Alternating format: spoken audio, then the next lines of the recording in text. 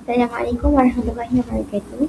Saya Nur Syahmi binti Zainuddin akan membentangkan kod khusus PIMT 3243 pengajian akhlak Islamiah yang bertajuk Isu Kerentuhan Akhlak Semasa Isu Akidah dan Relevansi Sumbangan Sayyidina Abu Bakar As-Siddiq dalam menyelesaikan isu tersebut.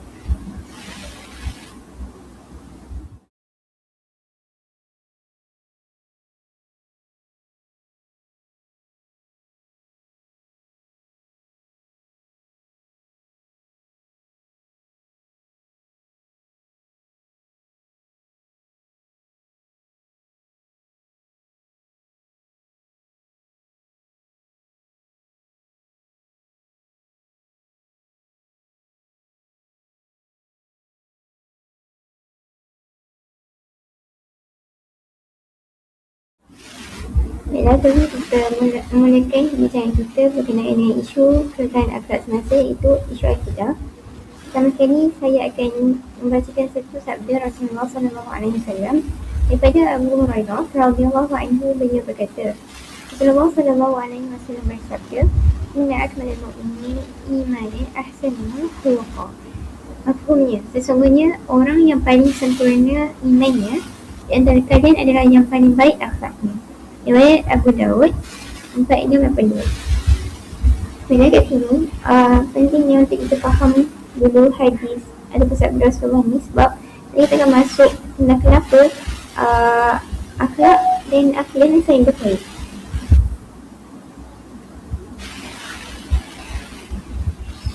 Baiklah, pertama-tama sekali sekadar makluman untuk semua, kita perlu tahu bahawa agama Islam ni terdiri ada 3 komponen utama, iaitu akidah, syariah dan akhlak, ASA. Namun akidah ni adalah tujuan utama. Maksudnya kalau akidah tu dah rosak, maka keseluruhan kehidupan kita akan rosak. Maksudnya akidah tu merupakan akar. Jadi kalau akar kita dah rosak, maka pokok yang terhasil tu tidak akan terhasil dengan seelok-eloknya. Jadi pertama sekali kita akan masuk kepada maksud akidah sendiri. Menurut Al-Nida et al. 2018, akidah adalah teras kepada agama Islam. Akidah ini berasal daripada kata akar dalam perkataan bahasa Arab al-qada, yang bermaksud mengikat dengan kuat,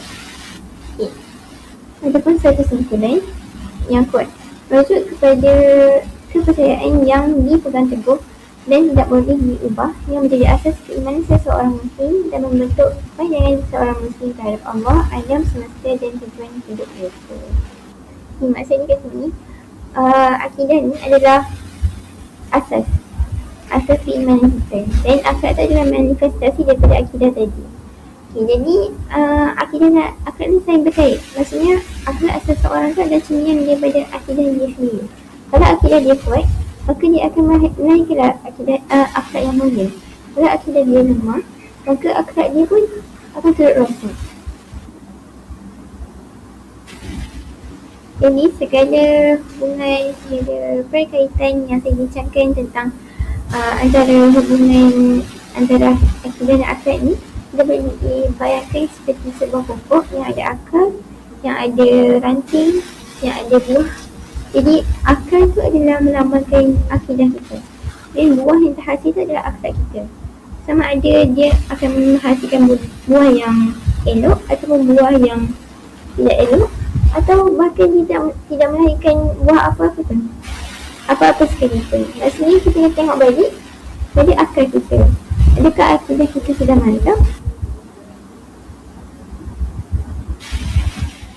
Baiklah, kita teruskan kepada pembincangan seterusnya.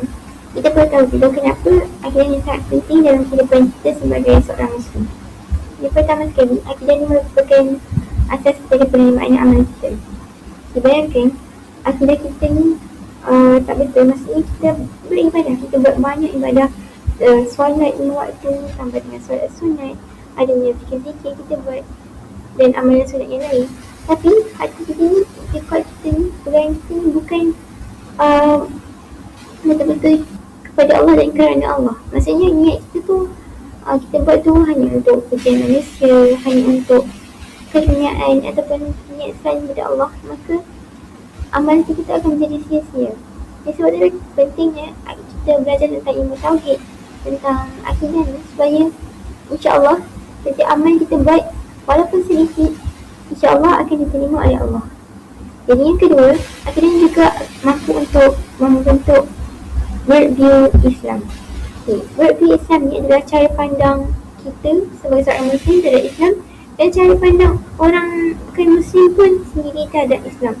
Maksudnya dengan akidah yang betul, kita mampu pandang setiap ujian yang Allah berikan kepada kita, setiap musibah, setiap perkara yang berlaku dalam hidup kita tu dengan cara pandang yang Allah redha.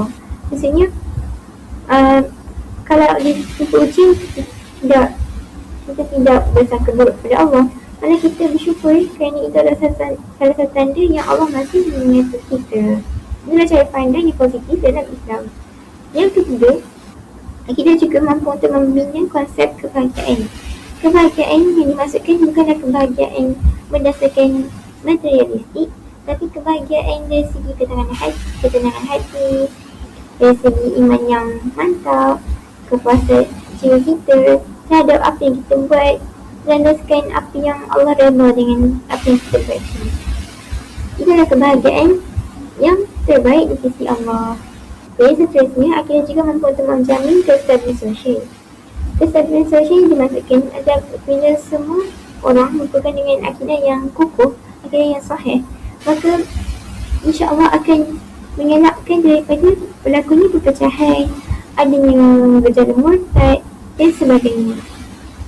Seterusnya, akidah juga mampu untuk menentukan identiti seseorang Muslim. Maksudnya, akidah ni adalah asas kita. Jadi, akidah ni yang mampu membentuk siapa diri kita yang sebenar. Jadi, kalau semua orang ada akidah yang kokoh, semua orang berpegang dengan akidah yang sahih, maka insya-Allah setiap akhlak yang terlahir daripadanya akan menjadi akhlak yang mulia. Yang terakhir sekali, akidah akan mampu untuk membentuk akhlak dan tindakan seseorang. Macam saya kata ni, akidah adalah akal.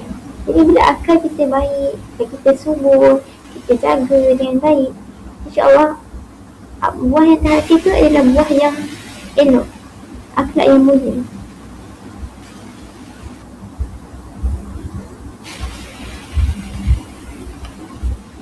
Baiklah, tadi kita dah bincangkan kesan positif kalau akidah kita adalah akidah yang betul. Memang tu kalau akidah kita bukan akidah yang sahih di sisi Islam. Jadi ini adalah antara bentuk kerangkaan akidah semasa yang terdiri daripada dua isu utama, iaitu isu liberalisme agama dan juga murtad. Pertama sekali, liberalisme agama. Dalam Ensiklopedia Britannica telah didefinisikan liberalisme sebagai satu falsafah hidup, gerakan, kepercayaan yang mana meletakkan kebebasan ini sebagai prinsip yang paling tertinggi, paling dominan, yang melepaskan manusia daripada kawalan moral dan juga menggantikan peranan agama itu daripada mengatur kehidupan seseorang individu maupun masyarakat itu. Di sini, liberalisme agama ini adalah satu bentuk kesangan pemikiran yang sangat halus, di mana ia tidaklah menolak agama secara total dalam secara menerang, tetapi dia menafsirkan agama itu ikut kehendak manusia, ikut kebebasan manusia itu sendiri, sehingga dia menghapuskan autoriti wahyu iaitu Al-Quran dan As-Sunnah. Jadi antara ciri-ciri utama liberalisme ini, mentafsirkan agama ikut logik akal semata-mata, ia melakukan informasi ataupun reinterpretasi agama secara bebas dan tanpa disiplin umum. Maksudnya kat sini, dia interpretkan, dia menafsirkan setiap apa pun berkaitan dengan agama Islam ni ikut kefahaman mereka sendiri dan ikut apa yang mereka nak, sehingga ia menjadi satu ilmu yang salah kerana dia tidak berlandaskan panduan yang betul iaitu Al-Quran dan As-Sunnah. Jadi ia tidak menolak Islam secara terang, tapi dia mengubah kandungan agama tu dari dalam. Jadi antara isu utama liberalisme di Malaysia masalah feminisme liberal, hak asasi dan LGBT, yang seterusnya mempertikaikan institusi agama, mentafsir semula Al-Quran dan juga menolak hadis. Jadi ini adalah dari isu utama liberalism di Malaysia menurut Siti Maida dan juga Muhammad Najib 2020. Namanya antara yang paling dapat lihat secara nyata ialah feminism liberal seperti SIS, sistem Islam, yang ada juga golongan yang memperjuangkan hak asasi sehingga dia menjadi lebih-lebih. Contohnya dia memperjuangkan LGBT.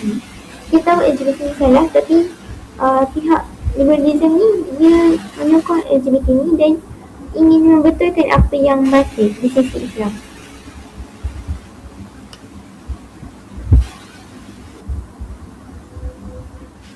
Jadi kita akan masuk pada bentuk peruntuhan akidah semasa yang kedua, iaitu isu murtad. Murtad dari segi bahasa atau pemerintah bermaksud kembali pada selain. Dari segi syarak, murtad ini ditaklifkan sebagai keluar daripada agama Islam kepada kekufuran sama ada melalui i'tiqad, perkataan ataupun perbuatan. Menurut Wahbah Al-Zaini, murtad juga bermaksud berpaling daripada Islam kepada kufur sama ada melalui niat, ucapan atau perbuatan walaupun dalam bentuk gurauan atau penandanan. Jadi masa-masa murtad yang kita faham adalah ada terbagi tiga, iaitu perkataan, perbuatan dan juga i'tiqad hati.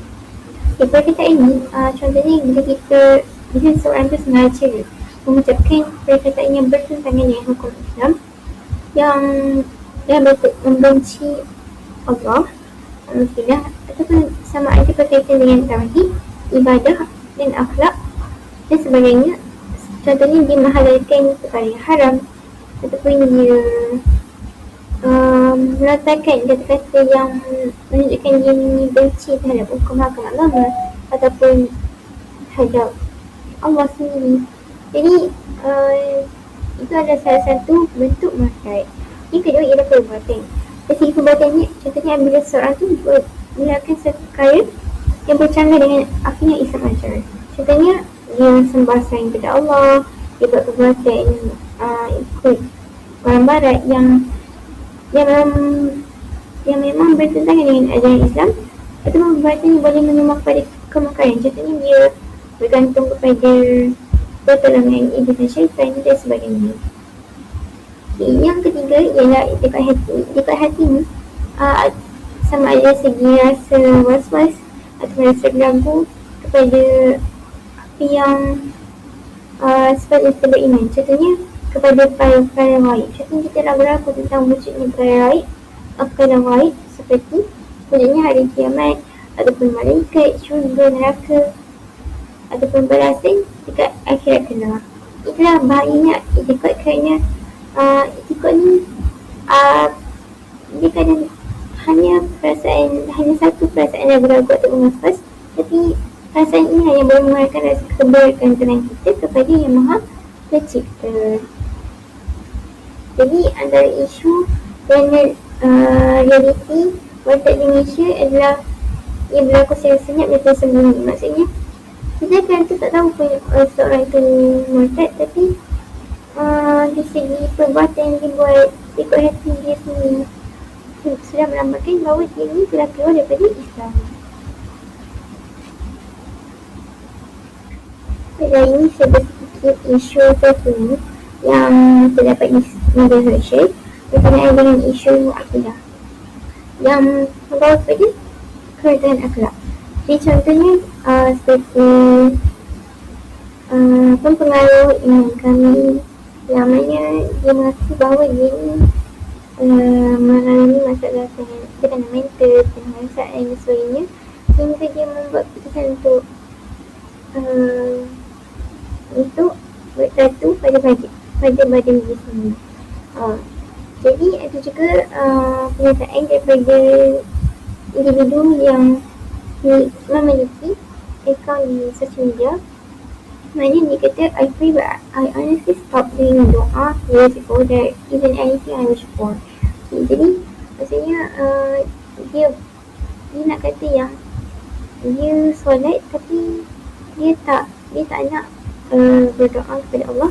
So dia rasa benda tu sia-sia sebab dia tahu yang doa dia tu tak akan terkabulkan pun. Itulah apa yang dia reply dekat komen-komen dekat post dia. Dan juga isu yang lagi viral itu sekarang, contohnya kenyataan sekarang lebih respect dengan Tuhan walaupun tak lagi bertudung yang dibuat oleh seorang artis wanita ini. Dan juga video AI menggambarkan lelaki dalam berenang di neraka yang menceritakan kebimbangan orang ramai berkenaan akidah mereka. Jadi postingan-postingan yang saya ceritakan di sini nampak macam biasa je, nampak macam sesuatu yang menghiburkan, sesuatu yang menarik perhatian kita, tapi kita kena ambil caranya juga sebab perkara macam ni lah yang boleh mencetuskan perpecahan antara masyarakat soal ataupun berkenaan perkara yang menyebabkan pegangan ni. Contohnya dia boleh menimbulkan salah faham terhadap kekuasaan dekat Tuhan Allah. Maksudnya hanya sebabkan seorang individu yang rasa putus asa dengan apa yang ujian yang dihadapi dalam hidup dia, kemudian dia boleh mempengaruhi orang ramai terhadap perkara-perkara yang negatif juga tanpa dia sedari. Dan seperti tadi, saya telah mendalami beberapa isu semasa yang berlaku di Malaysia berkenaan dengan isu ketuhanan akhlak yang berpunca daripada akidah seseorang. Jadi, sekali kita kena ambil tahu kenapa perkara-perkara tersebut berlaku. Pertama, disebabkan ada faktor dalam. Iaitu lemahnya iman seseorang individu itu. Satu lagi kita tahu, iman kalau kita tak pupuk dengan ilmu, kita berperbarui dengan amal-amal ibadah kita, kita tak menjahadah nafs kita, maka lama kelamaan dia akan menjadi rapuh, dia akan menjadi lemah, dia akan menjadi jauh daripada Tuhan. Jadi seseorang tu akan mudah untuk mempersoalkan ketetapan takdir, ketetapan agama, ataupun akan mudah datang keraguan ataupun syak sangka dalam diri dia, dan mudahnya untuk dia terima fahaman barat, ada rezeki ada rezeki asing tanpa takdir saya. Jadi iman ni kalau kita tak rawat dia akan menjadi lebih teruk yang boleh membawa kepada semua sifat ini. Yang kedua, disebabkan kurangnya ilmu tauhid, ilmu akidah, ilmu agama yang menjadi asas kepada akidah yang pupuk. Ilmu ni sangat penting dalam hidup kita sebab dengan ketiadaan ilmu yang menjadikan asas kepada akidah ni, seorang tu dia tidak akan mampu mempertahankan keimanan dia. Maksudnya dia tak, dia kena solat bagi seorang muslim, solat 5 waktu sehari semalam, tapi macam isu tadi, dia solat penuh tapi dia tak percaya tentang kuasa doa sendiri, kuasa Allah untuk mengabulkan doa dia, ubah takdir dia untuk menjadi lebih baik. Yang ketiga, disebabkan krisis identiti sebagai seorang hamba dan khalifah. Pertama sekali, mungkin dia gagal untuk faham tujuan hidup dia sebagai seorang hamba Allah, sebagai seorang khalifah yang bumi. Maksudnya dia faham, dia nak solat, dia tak solat, dia boleh berdosa. Tapi dia tak faham makna solat itu sendiri, makna untuk menjadi seorang hamba yang mengabdi diri kepada Allah. Kenapa kita kena mengabdikan diri kepada Allah? Kenapa kita solat? Maksudnya, kenapa kita kena menjadi khalifah? Apa tujuan khalifah ni? Apa peranan seorang khalifah? Maksudnya dia tak faham peranan dia sebagai seorang hamba dan khalifah. Jadi, perkara itu sendiri sebanyak boleh membawa kepada isu-isu akidah yang lain. Yang tak habiskan ni kurangnya tarbiyah sejak kecil. Tarbiyah ni adalah satu tindakan kepada diri kita supaya kita ni sudah terbentuk dengan akidah sahih dan akhlak yang mulia. Jadi tarbiyah ni bukan sekadar mengajar kita untuk berasakan dengan amalan kita, tapi supaya agama ni menjadi pegangan hidup kita. Maksudnya bila kita tahu kita kena buat apa, kita kena puasa, kita kena solat, tapi kita kena jadikan dia sebagai pegangan kita. Maksudnya kalau kita tak solat, akan ada kesan-kesan negatif yang berlaku pada hidup kita. Faktor yang kedua adalah segi luar. Contohnya, yang pertama sekali media digital. Dekat media digital, mudahnya berlaku penyebaran ideologi dan perkaulan yang mana banyak mempromosikan idea-idea yang negatif. Maksudnya, idea tentang tidak senang je untuk orang tu kata dia tak percaya dah tentang kuasa doa. Jadi orang lain komen betul juga apa dia macam ni, nak disokong lagi. Maksudnya hanya sebabkan statement ataupun pernyataan ataupun idea yang negatif oleh seseorang individu, maka dia boleh mempengaruhi individu yang lain yang boleh membawa kepada penyelewengan akidah secara senyap dan tersembunyi. Maksudnya tak tahu pun orang ni boleh jadi murtad disebabkan itu buat dia sudah lemah. Tak betul. Lepas tu yang kedua ialah disebabkan konflik nilai dan hak asasi. Ada individu yang sangat Kita ingin memperjuangkan hak asasi mereka sendiri sebab mereka terpengaruh dengan ideologi barat. Tentunya mereka ingin memperjuangkan hak seorang LGBT macam membetulkan afirmatif tu. Maksudnya dia tak nak terikat dengan apa yang syariat Islam tetapkan. Maksudnya dia terpengaruh dengan ideologi barat. Kalau orang barat boleh pakai macam ni, kenapa Islam tak boleh pakai macam ni? Kalau orang barat boleh ada transgender, ada gay, ada lesbian dan sebagainya, kenapa orang Islam tak boleh macam ni? Macam tu. Dan dia nak memperjuangkan hak asasi masing-masing sehingga benda tu sebenarnya boleh membawa kepada pemikiran yang liberal, yang terlalu bebas, yang tak terikat dengan apa yang agama ajarkan kepada kita. Seterusnya, disebabkan ada ideologi barat. Itu pengaruh barat seperti perkahwinan dan percintaan berlainan agama. Kita banyak tengok isu ni berlaku dekat Indonesia, di mana individu muslim berkahwin dengan individu mak saleh dan sebagainya yang bukan beragama Islam. Jadi benda tu menjadi perkara yang telah dinormalisasikan. Jadi itulah sedikit sebanyak kembangan yang kita risaukan, yang boleh membawa kepada pecahan dalam rancangan masyarakat, yang di mana seorang individu tapi boleh membawa kepada keseluruhan masyarakat itu sendiri yang lama-kelamaan mengabaikan akidah yang sahih itu. Seterusnya ialah dari segi kemiskinan dan ketekanan hidup. Baiklah, kemiskinan adalah faktor yang penting yang kita perlu tidakkan juga, sebab hanya sebabkan faktor kewangan ini yang seseorang kemudian terpengaruh untuk cari jalan keluar yang sebenarnya tidak baik untuk hidupnya. Contohnya, di Korea ada pernah berlaku satu isu di mana seorang ni dia miskin, dia nak cari jalan keluar daripada kehidupan yang miskin tu, sehingga adalah para golongan yang ada sesat ni yang bawa mereka ni supaya percaya pada Tuhan yang disembah Tuhan ni, kerana mereka percaya bahawa Tuhan tu yang boleh tolong mereka selain pada Allah. Maksudnya Tuhan yang boleh bantu mereka, bukan Allah. Maksudnya dia kena bergantung pada Tuhan ni barulah dia boleh keluar daripada kemiskinan tu. Jadi disebabkan faktor kewangan juga, seorang boleh terpengaruh kepada akidah yang batil ni. Dan sekarang kita akan masuk di sini bahagiannya isu murtad dan liberalisme ni terhadap individu sendiri, masyarakat dan juga negara kita. Dari segi individu, saya tentulah individu yang murtad ni ataupun yang liberal ni, mereka telah rosak dari segi akidah dan iman mereka, sehingga kan yang individu yang murtad ni, jika mereka mati tanpa bertaubat, maka mereka akan dimasukkan dalam api neraka Jahannam. Dari segi seperti mana yang dinyatakan dalam surah Al-Baqarah ayat ke-217. Dari segi masyarakat pula akan mencetuskan ataupun akan menjejaskan keharmonian sosial, iaitu akan ada perbalahan antara penganut Islam yang berkata dengan agama Islam sebenar dan yang murtad ini. Jadi ia akan timbul dalam satu konflik sehingga menciptakan perpecahan. Yang kedua, akan mudah untuk mengaruhi generasi muda, kerana liberalisme ni banyak memperjuangkan tentang hak kebebasan dan hak asasi yang melampau, sehingga ideologi barat tu mudah untuk masuk ke dalam pemikiran generasi muda. Dan terakhir ialah dari segi penyebaran ideologi asing. Macam tadi, kita ada media digital, kita ada media sosial, kita ada media massa yang meluas secara global. Jadi isu-isu murtad dan isu pemikiran yang mengenai kebebasan semata-mata tanpa terikat kepada ajaran agama ataupun kepada pandangan moral ni, dia akan mudah tersebar dan masuk ke dalam pemikiran masyarakat Malaysia.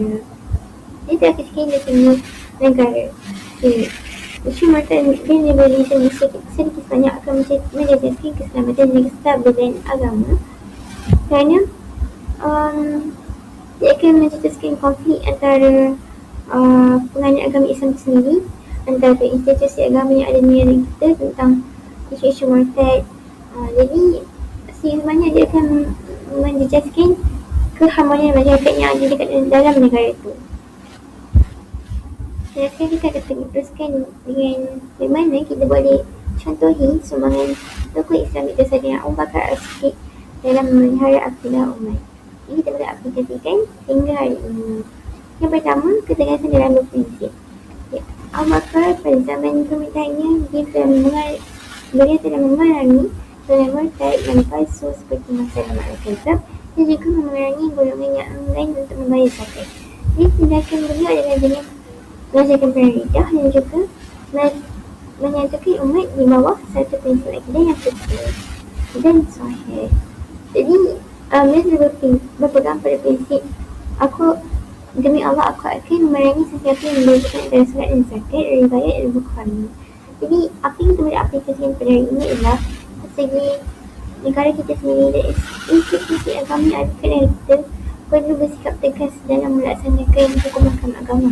Maksudnya kita tak boleh membiarkan mana-mana individu untuk mempersendakan agama dengan meremehkan syariat Islam yang ada di negara kita. Undang-undang syariat serta pendidikan akidah mestilah dibuat rasakan. Seterusnya dari segi pemeliharaan sumber agama.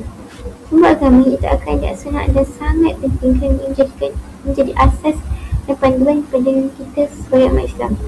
Jadi apa yang Abu Bakar buat adalah dengan mengumpulkan Al-Quran, berpengetahuan kepada wahyu, tidak mentafsir agama mengikut hawa nafsu, di mana yang berlaku di pengumpulan Al-Quran pada zaman Sayyidina Abu Bakar ramainya selepas dia mati syahid. Jadi apa yang kita boleh aplikasikan untuk contohnya untuk hari ini adalah dari segi kita perlu menolak tafsiran bebas tanpa disiplin ilmu, dan kita juga perlu mengutamakan tafsiran yang muktabar supaya kita dapat elakkan tafsiran yang menyeleweng sehingga berlakunya salah faham terhadap ilmu agama. Dan terakhir sekali dari segi pembinaan iman dan akhlak. Abu Bakar sendiri mempunyai iman yang teguh dan kebenaran tauhid sehingga akhlak beliau adalah manifestasi iman beliau.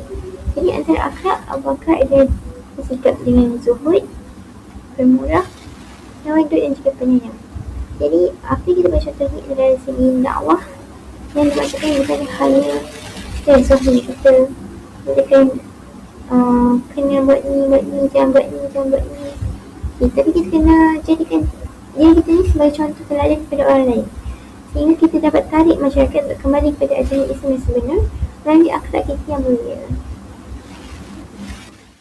Kenapa saya pilih tiga sumbangan pertama Sayyidina Abu Bakar yang tadi adalah kerana ia sangat relevan dengan isu kontemporari kita sekarang.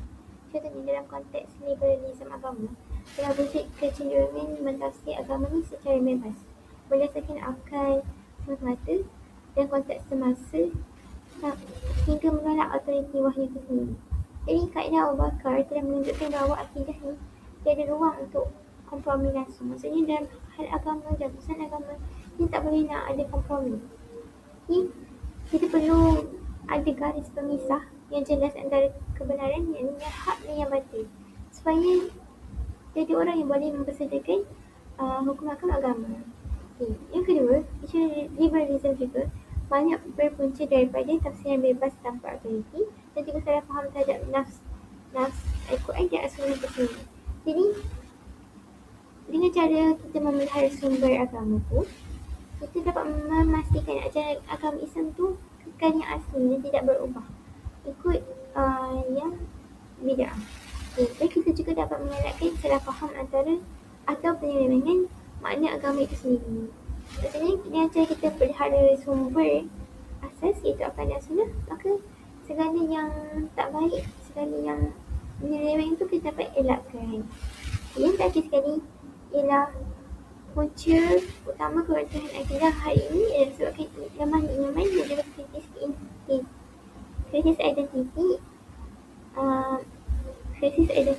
Jadi dengan cara kita contohi akhlak yang mulia, kita contohkan kepada orang lain akhlak yang mulia, akhlak yang mudah, maka kita dapat selesaikan masalah itu dari segi dalaman dulu.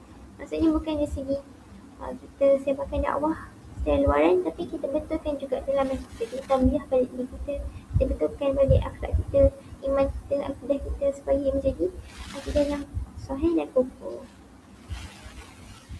Baiklah, untuk soalan lagi analisis kenapa Aisyah dengan Abu Bakar yang ketiga-tiga tadi tu sangat relevan untuk diselesaikan isu akidah kontemporari ini adalah disebabkan yang pertama, keberkesanan kaedah memerangi golongan murtad dan penolak zakat melalui perang Riddah terbukti melalui pembersihan an-nafsir yang merosakkan akidah dari dalam. Contohnya, selepas perang Riddah itu, Abu Bakar berjaya mewujudkan keselamatan domestik dan juga menyatukan umat Islam di seluruh semenanjung tanah Arab. Jadi keberkesanannya adalah segi zakat itu kembali mengalir ke Madinah hanya dalam masa satu malam selepas golongan pemberontak yang tak nak bayar zakat tadi itu mengakui ketegasan Sayyidina Abu Bakar itu sendiri. Jadi itulah bukti ketegasan dan prinsip. Maksudnya bukti keberkesanan bila kita ni bertegas dalam hal-hal agama, dalam urusan-urusan akidah. Jadi keberkesanan kaedah beliau juga dibuktikan oleh fakta bahawa Islam tidak pernah terkubur di Madinah pada tahun 11 Hijrah. Sebaliknya ia terus berkembang sehingga ini menjadi empire dunia dalam masa kurang sedekah. Beliau berjaya membuktikan bahawa penyelesaian dalaman dari segi kita betulkan balik akidah kita, kita betulkan balik pemahaman tauhid kita, kukuhkan balik mentadbir pada diri kita, akhlak kita, iman kita, itu adalah kunci kepada kejayaan luaran. Maksudnya kita nak carikan kekekasan, nak carikan kemerdekaan agama Islam, maka kita kena cari dulu macam mana kita nak betulkan dalaman kita. Menurut Mufti dan Al-Awaisi 2022. Saya dapat simpulkan adalah kelemahan akhlak berpunca daripada kelemahan akidah dan kurangnya pemahaman ilmu agama dalam diri seorang individu. Jadi akhirnya disebabkan lemah iman, disebabkan kurangnya ilmu agama ni, akhirnya mendorong kepada pelbagai bentuk keruntuhan akhlak semasa seperti isu murtad dan juga liberalisme. Oleh itu penekanan kepada pendidikan agama yang teguh, tarbiyah yang sentiasa berterusan, penghayatan pada ilmu tauhid, akidah dan penguatkuasaan undang-undang syariah itu sendiri serta peranan para ulama yang ada di Malaysia dan institusi agama yang ada di Malaysia ini serta keluarga adalah sangat penting untuk menangani isu keruntuhan akhlak dan memastikan masyarakat kekal berpegang pada nilai akidah dan moral Islam yang sahih. Jadi kita boleh contohi segala pendekatan yang tegas, yang berilmu, yang strategik seperti yang ditunjukkan oleh Abu Bakar, dan kita juga perlu laksanakan tugas kita, tanggungjawab kita sendiri dari segi pembahasan undang-undang, dari segi peranan ulama, peranan institusi keluarga, ibu bapa itu sendiri, supaya akidah ni dapat sentiasa ditarbiyah dan dibentuk dan dipelihara sehingga membentuk akidah yang sahih. Dan kita boleh lindung daripada isu-isu akidah yang berlaku seperti murtad dan liberalisme agama itu. Jadi itu saja daripada saya. Sekian, terima kasih. Wabillahi taufiq wal hidayah. Wassalamualaikum warahmatullahi wabarakatuh.